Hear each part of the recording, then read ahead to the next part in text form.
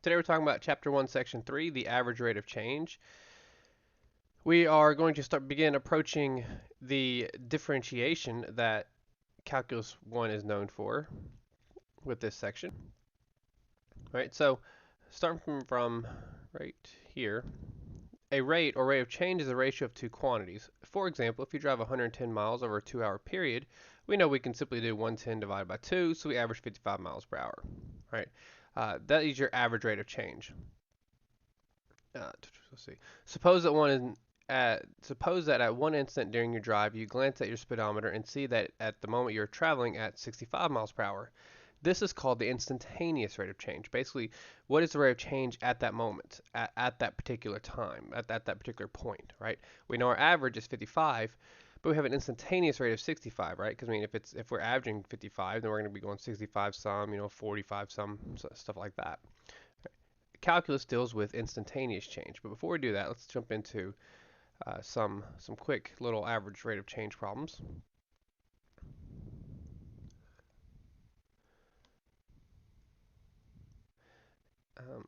Honestly, all these can be snipped.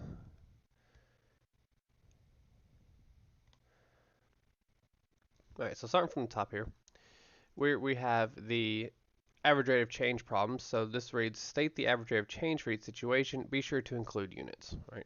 So for A, I feel like a lot of these you could probably do in your head. So if Jan rode a bicycle 30 miles in 3 hours, her average rate of change is obviously 30 divided by 3, or 10 miles per hour. If it snowed 12 inches between midnight and 8 a.m., that's 8 hours. 12 divided by 8 is 1.5. And then, of course, Sue's earnings, she earned $250 from selling 8 pieces of jewelry. Then 250 divided by 8, she had $31.25 per piece of jewelry that she sold. These are all averages, right? I'm going to take the wild assumption that if you are in this class, you are pretty familiar with averages. Same thing from example 2, but we'll still do that one.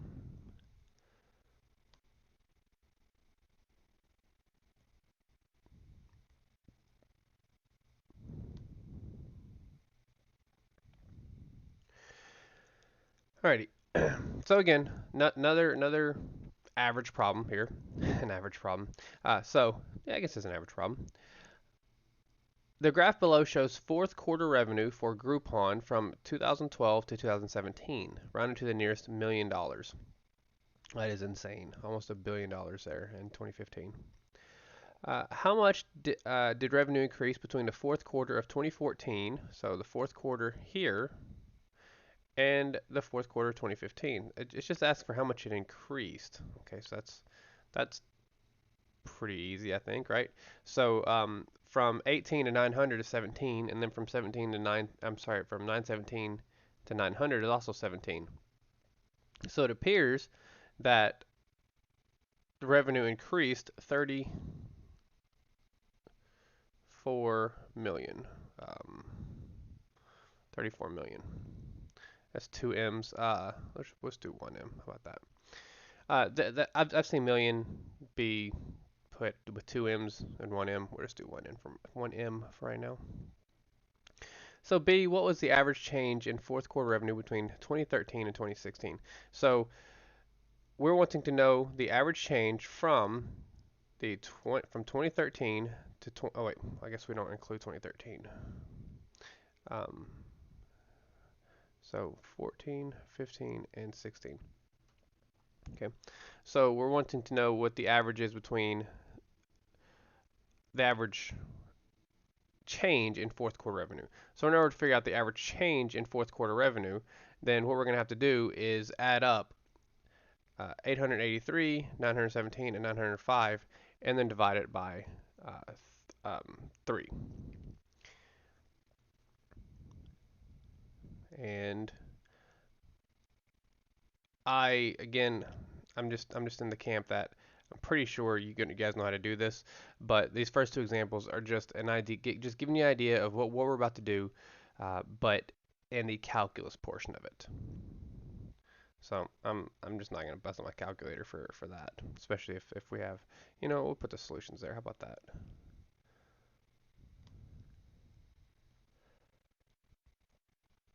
Let's put it on the next page.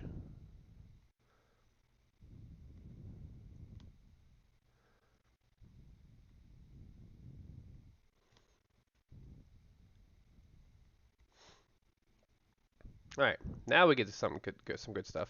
So let's look up here at that same particular graph, uh, except this time what we're looking at here is that 3-year period. I guess this ties into the conclusion of B, right?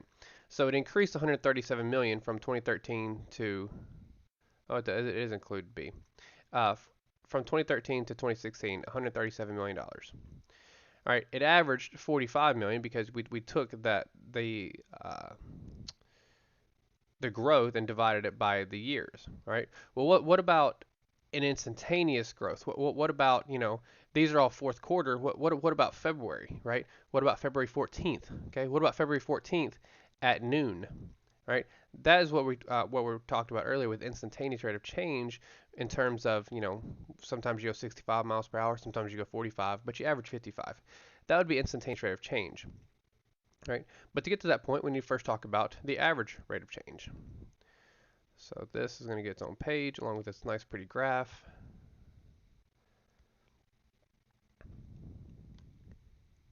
This is a formula that 100% truthfully needs to be memorized for about the next week. Um, after the next week, we should be long gone beyond that because we're going to get into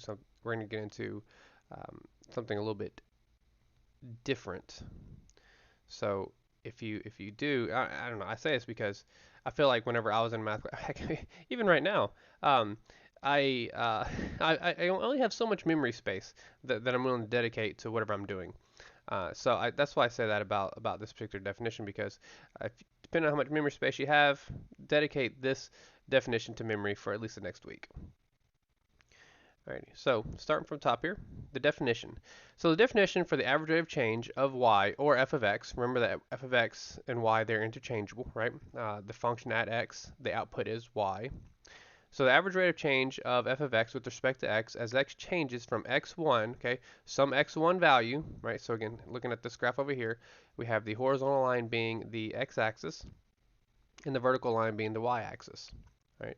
So as x changes from x1, so this is x1 to x2, so this is x2, is the ratio of the change in output of the changes, sorry, is the ratio of the change in output to the change in input, right? So these words put into equation, we end up with something like this, okay?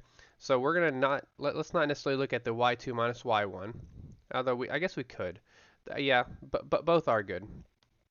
But if we're just look at y2 minus y1, you remember doing the x1s, x2s, y1s, y2s when we did slopes.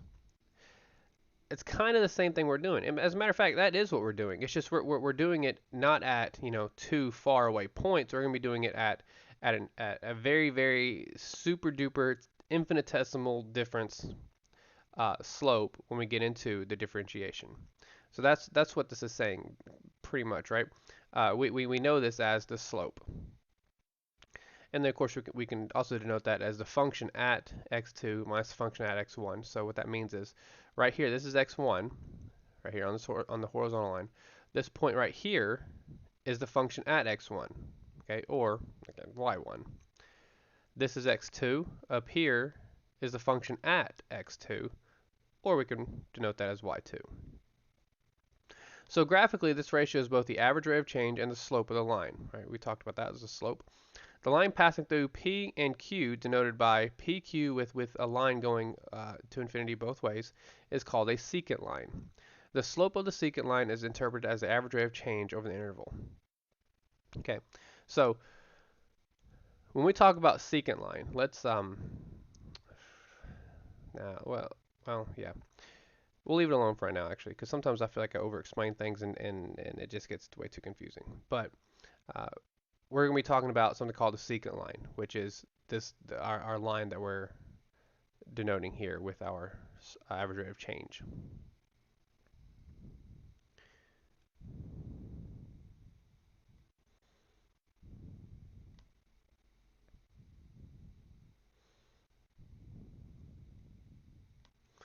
All right, so example 3 reads, for y is equal to f of x is equal to x squared plus 1. So this reads a little weird.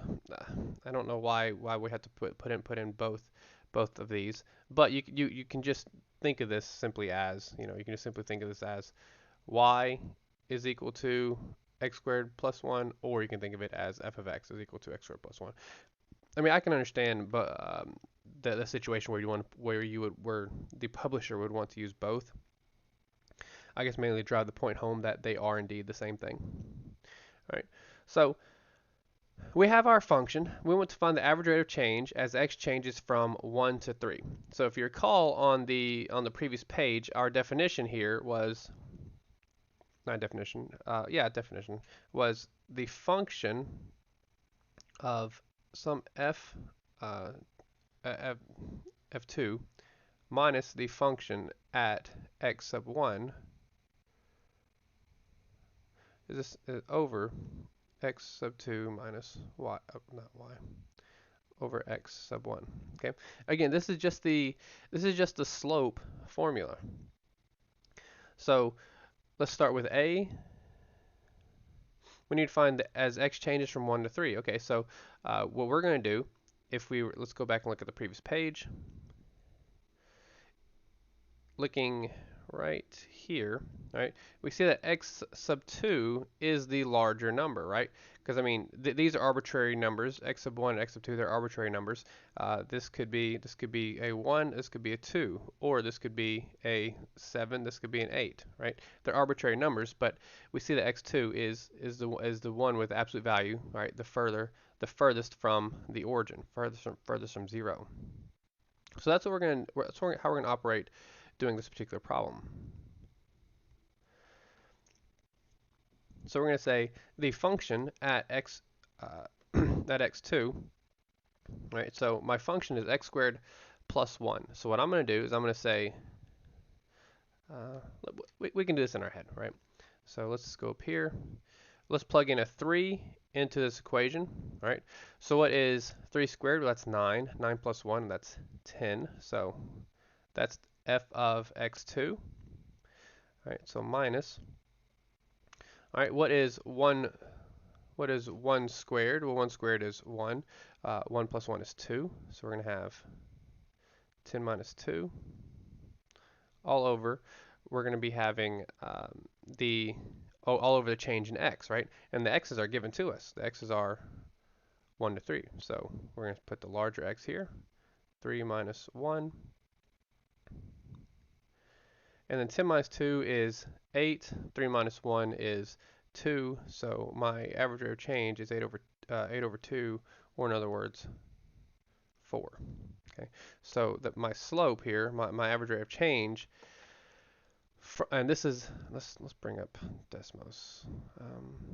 No, we don't have to. All right. So this is simply the graph that looks like x squared plus 1, something like this. Okay. The average rate of change from 1 to, all right, this is 1, 2, 3. The average rate of change from this point to this point, the average rate has a slope of 4. Okay. That's what we're doing right now. It has the average rate of change. Again, same thing as our slope here.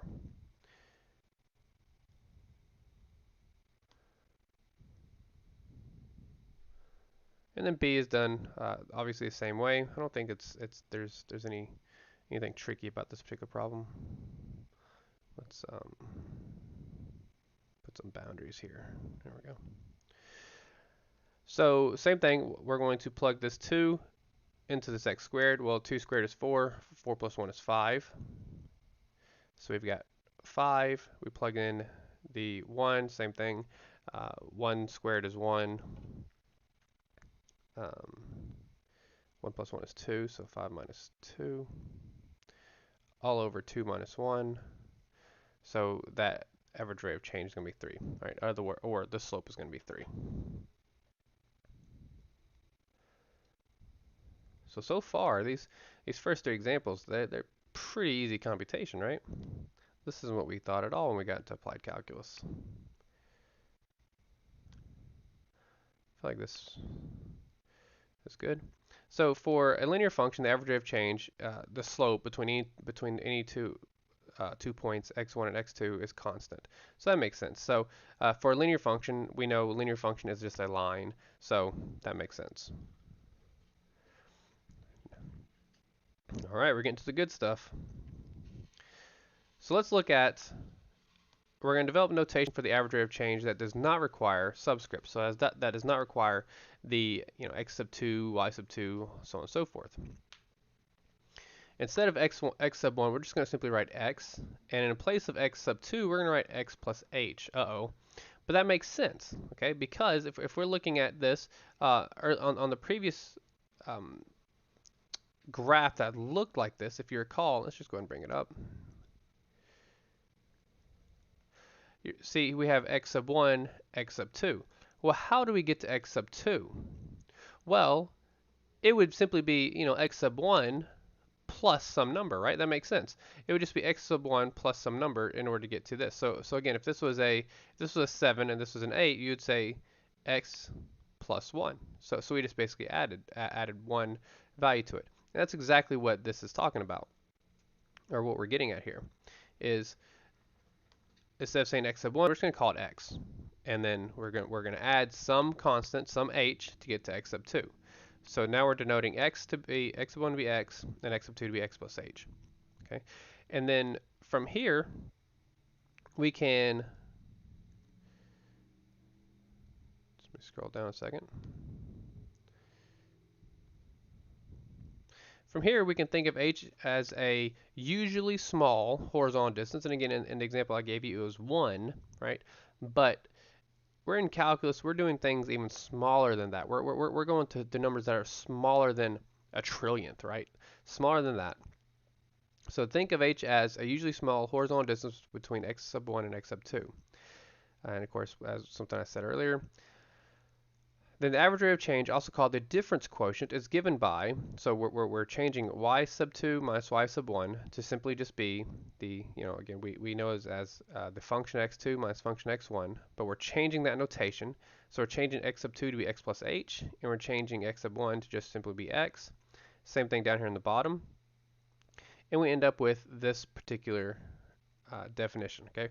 This is very important in calculus. This is called the difference quotient.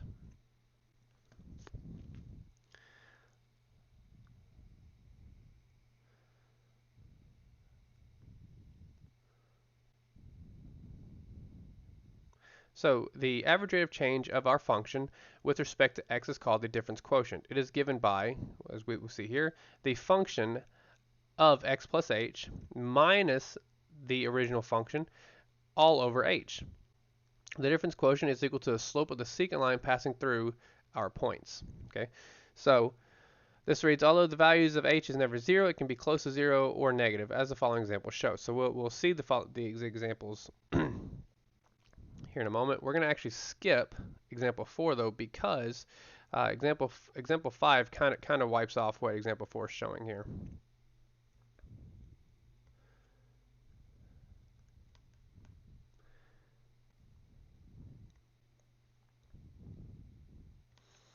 Okay, so example 5 reads, for f of x equal to x squared, find a simplified form of the difference quotient. Okay, so what does it mean by find a simplified form of the difference quotient? So what we're trying to do is take this difference quotient we see here, f of x plus h minus f of x all over h. This is our difference quotient. We're going to write that difference quotient with f of x being x squared. Okay, so let's go ahead and quickly rewrite my difference quotient formula. It is f of x plus h minus f of x. All right, so a moment ago I said I need you to memorize that formula earlier, like a week tops. The main reason why is because we get to this point. Okay, so we have to recall what we've done before with composite functions. I'm sorry, it's an unfortunate side effect of learning mathematics. We have to recall things that we learned before that we didn't know we were going to use later. But not a problem. I'm here to help you out. So first of all, what we're going to do is we're going to find f of x plus h. Okay, so let's find f of x plus h. Well, f of x is x squared. So if I were to write f of x plus h, recall that f of x plus h is simply taking the f of x, this x squared here, and substituting x plus h everywhere where you see an x. Well, it's just simply x squared, right? So I need to substitute x plus h in for x, like so. All right, and of course I know this is x squared plus 2x h plus h squared. Okay, well that's f of x plus h. That's pretty easy. Now I need to figure out what f of x is. Well, lucky for us, it's already given to us. It's nothing extraordinary. It's just simply the original function. Okay, and then I have to figure out what h is. Well, I mean, I've got h, so it's just there. Right now, we're just trying to find a simplified form. We're just doing this first sentence. Okay, we're not dealing with anything else in this example yet. We're trying to find a simplified version. Okay, so my problem is now going to be, or I'm sorry, not a problem, but my difference quotient is now going to be, I'm going to rewrite this. Okay, so that is this. This is f of x plus h. So it's going to be x squared plus 2xh plus h squared. And they're going to subtract my original function. My original function is x squared. So minus, and then we put in parentheses x squared. But of course, in this particular case, it's not really a brain buster because we can just simply drop the parentheses there and say just simply minus x squared.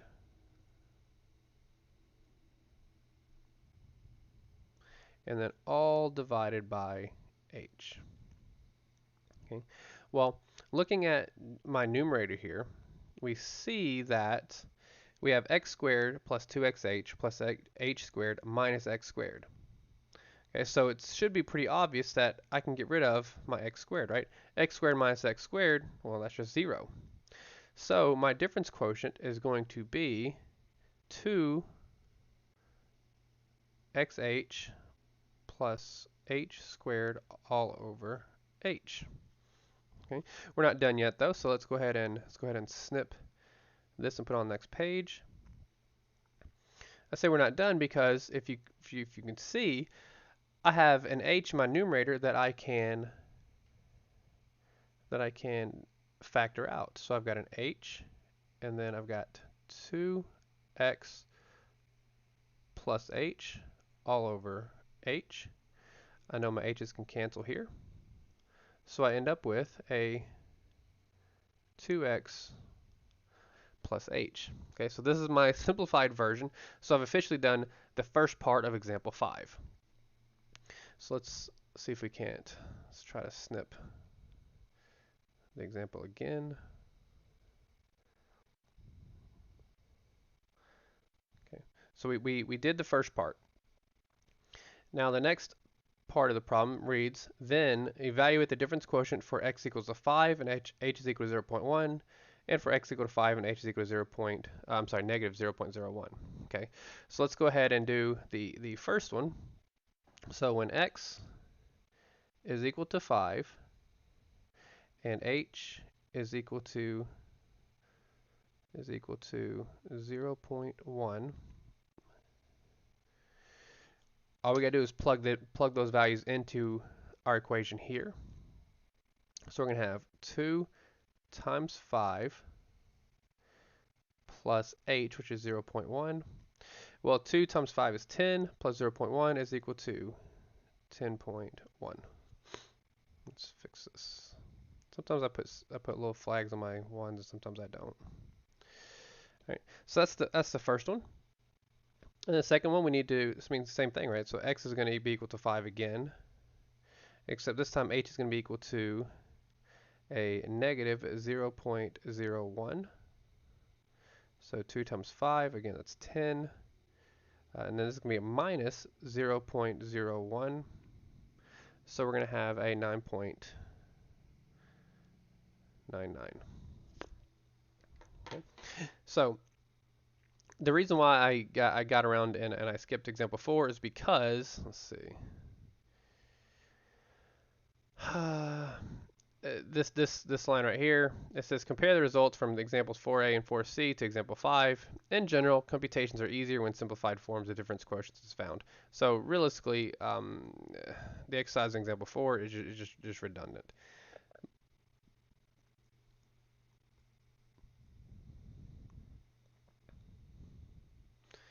All right, more fun.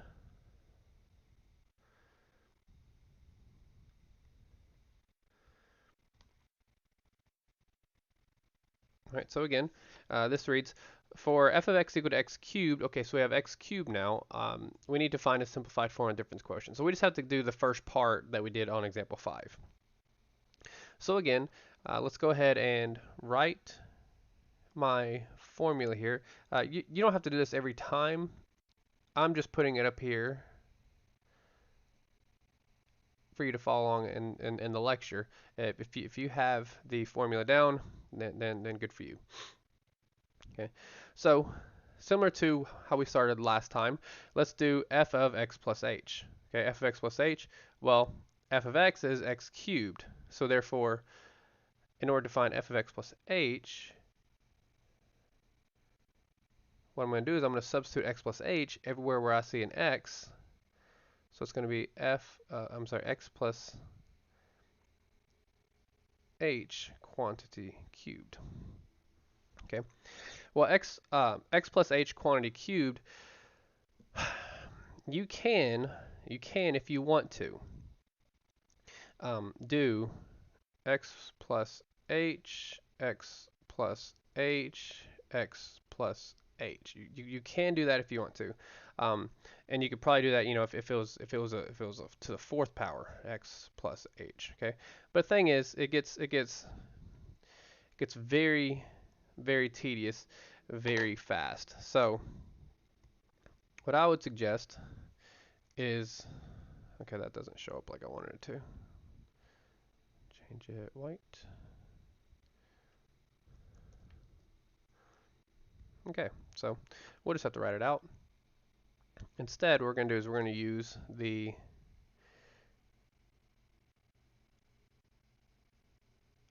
binomial, let's try that again, the binomial theorem. Okay, so the binomial theorem, it is located in this textbook.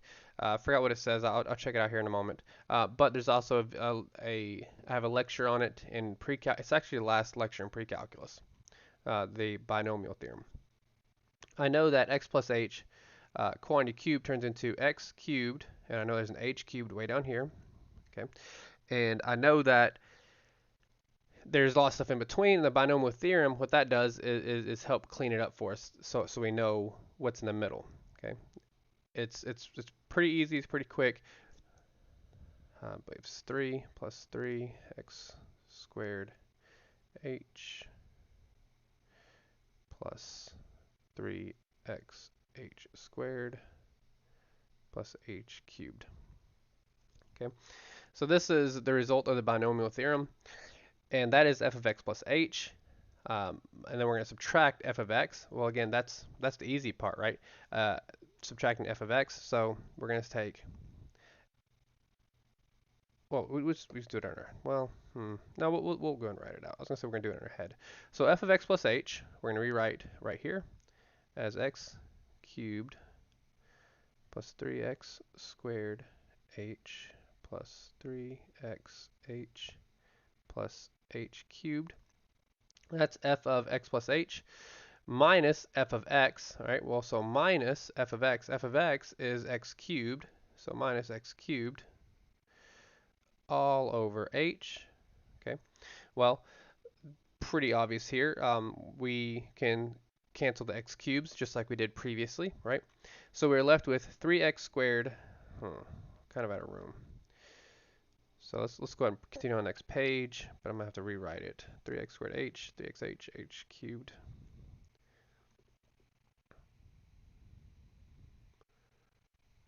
I done forgot.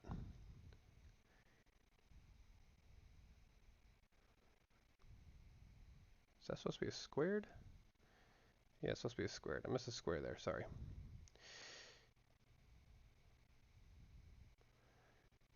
All over h. Okay, and then same thing that we've seen before. What we're going to do is factor an h out. So we factor an h out. We have an h. So 3x squared, not h. So 3x squared plus 3xh plus h squared. So we factor an h out, and then we see that we can cancel an h there. And so we're just left with 3x squared plus 3xh plus h squared. Let's go ahead and just write that by itself.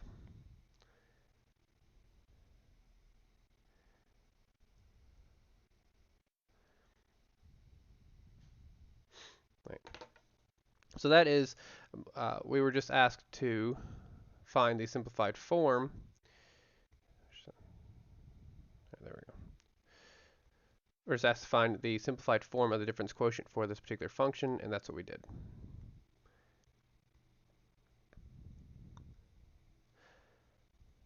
Right, so this says the next examples illustrate difference quotients that are common in calculus. All right, we're getting into good stuff here. So example 7, we're just going to find the simplified form again. So again, I'm just going to go ahead and rewrite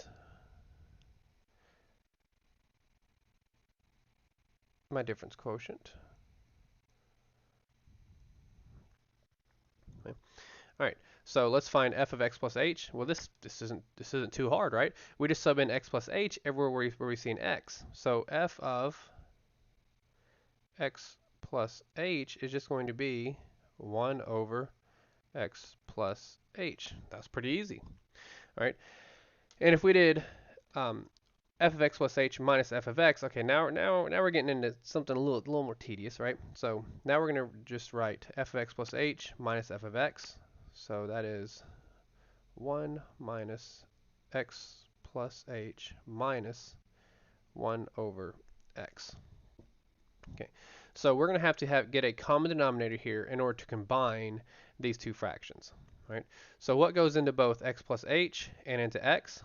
Well, x and x plus h, right? So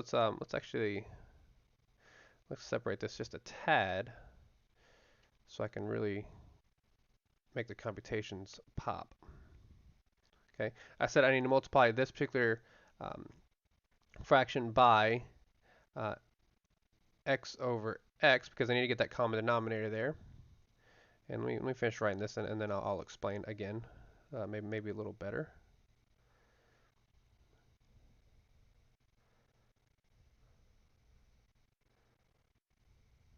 Okay, so I'm assuming many of you probably just forgot how to do something like this. Again, if you don't use it, you lose it. It's no big deal.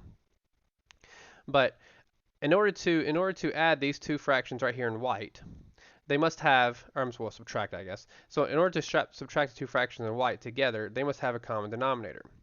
All right. Well, one is x plus h, one is x. There isn't necessarily a common denominator. So, I mean, there is, but like in order to get to that common denominator, we're basically just going to have to multiply each denominator by the other denominator. Okay. And so, if we're just going to look strictly at the denominators right now, all right, you agree that this is x. This one is x times x plus h, right? We'll put a parentheses there here in a moment. Well, I would do it now, I guess.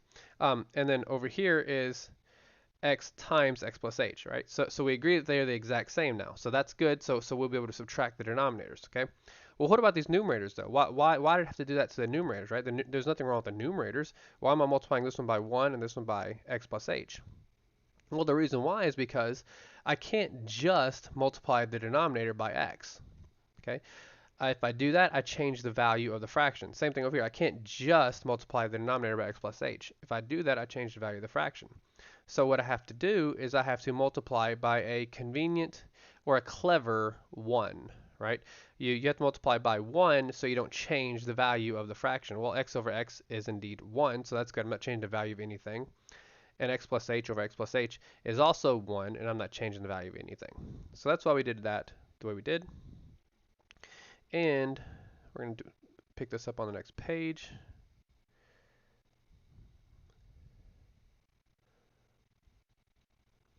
So this turns into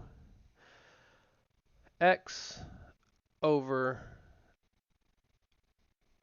let's do this, x over x, and then x plus h, and then minus, and then we have x plus h, my numerator over here, and then x plus h.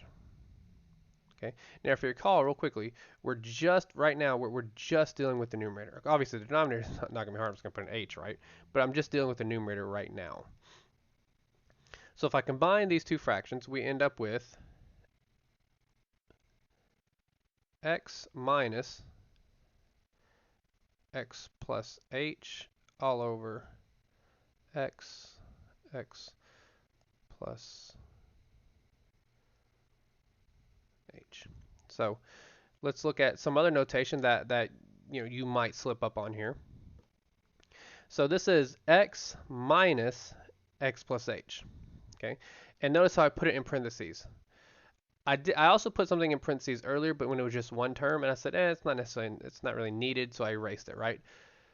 Well, if I have more than one term, it is 100% of the time needed. There's no shortcut. You can't do it any other way. Okay, because let's go ahead and examine what happens here. Since I put it in parentheses, I know that this, when I distribute the negative, that x turns into a negative x, and this h turns into a negative h, right? Well, if I didn't put my parentheses there, then all we would see is just a negative h, and then we'd have, a negative x, and then a plus h. So whenever you have this subtraction sign here, subtracting by a binomial or higher, right? Then make sure you put it in parentheses. Otherwise, you're going to mess up your computation. Okay. So again, let's snip this and put this on a new page.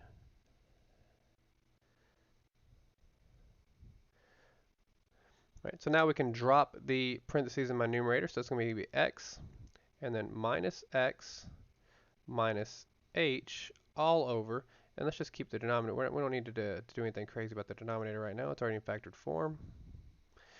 Right. And that should be abundantly obvious. It looks like x minus x, so that's easy. X minus x is 0, right? And then we have a negative h all over x plus h. Okay, let's fix that horizontal line a little bit. I don't like it. So this is my numerator of my difference quotient. And my denominator, as we said, is just h. So we don't have to go back and check it out. We know it's just h, so let's go ahead and proceed this way. So we've got negative h all over, not all over, negative h over x plus h, and now that's all over at h. Okay, just my original denominator and my difference quotient. All right, so if you've forgotten how to do this, right, it's a fraction over a, you can think of it as a fraction if you want to, then again, you're going to multiply by the reciprocal. Okay, and then by multiplying by the reciprocal, we will get, and this is just, I'm just going to throw this out there just for fun, see what happens. I've gotten to the point doing fractions where I know that, if it's a fraction or a fraction, what I'm doing is I'm moving my denominators the other way. Okay, so what I'm going to be doing is moving this denominator here into this denominator, and then this implied denominator here into, to this denominator, which is just a 1. So again, I'm just going to throw that out there. You can play around with these fractions and try to make heads or tails of what I just said, or you can go ahead and multiply by the reciprocal. Either approach, I'm going to end up with a negative h all over, I guess we can write xh.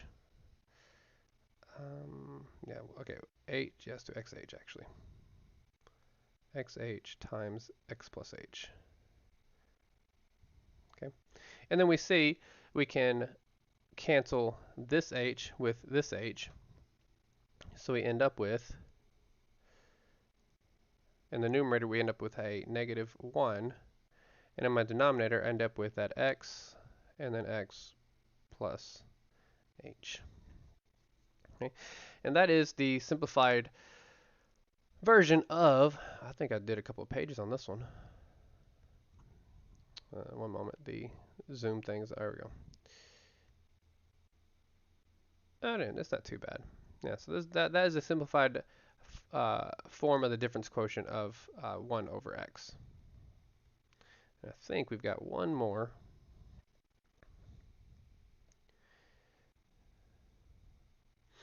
Yeah. Well, this doesn't seem that long, so that's good. Maybe I won't take up 3 pages on this one.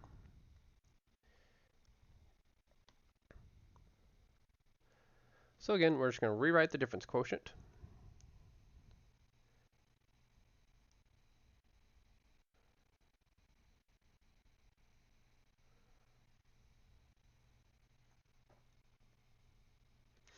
So what is f of x plus h? This seems pretty easy.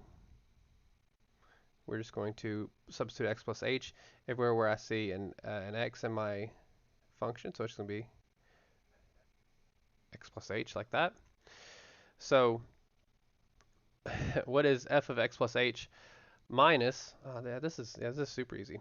So if I were to proceed here, f of x plus h is simply the square root of x plus h minus f of x, which is the square root of x all over h. Okay.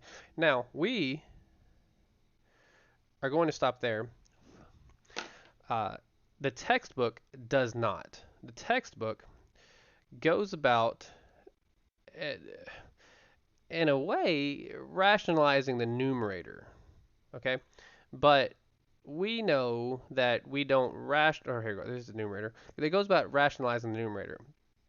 Whenever we do computation in mathematics, we always rationalize the denominator. What I mean by rationalize is we get rid of the radicals in the denominator. We always rationalize the denominator, right?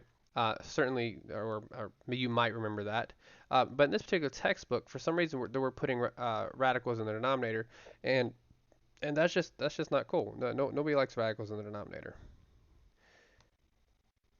It goes against everything that we learned. So anyways, there's a section summary, and that concludes today's lecture.